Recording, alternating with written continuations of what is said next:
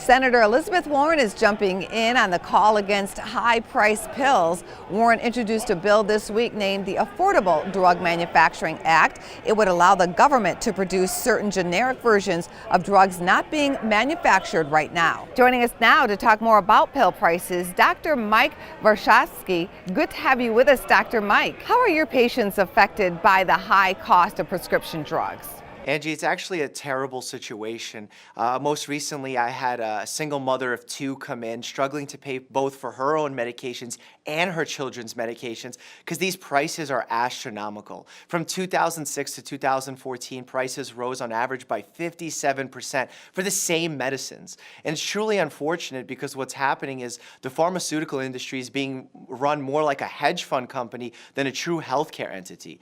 Unlike a traditional commodity where a consumer can choose to not purchase a given product, when it comes to healthcare, they have to purchase their medications in order to stay alive.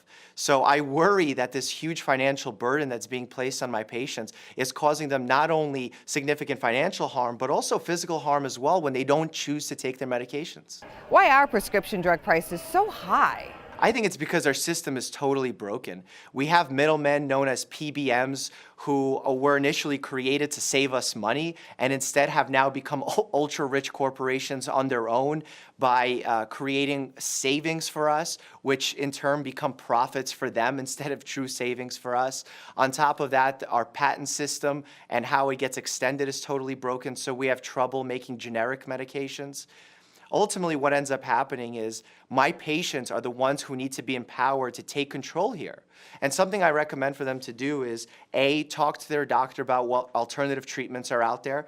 2, talk to pharmacists about whether or not if paying cash might be a better alternative than going through insurance or maybe even getting a generic option. And finally, there are services like Blink Health, which is a website and an app where they can go purchase their medication directly from them, bring that to the pharmacy with over 34,000 participating pharmacies across the U.S., including Walmart, Costco, all the big names, and then just pick up the medication. There's no membership fees. It's very transparent, and that's the type of service that my patients need in order to fight these astronomical costs and avoid bankrupting themselves.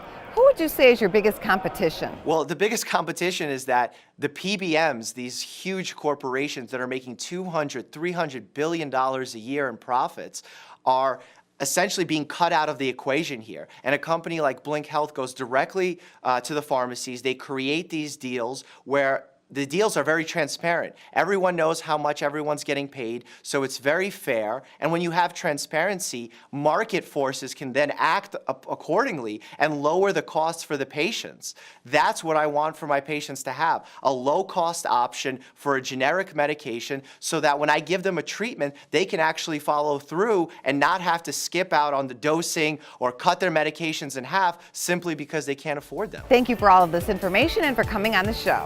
Check out businessfirstam.com to find out where to see our entire show. And don't forget to like, follow, and share Business First AM.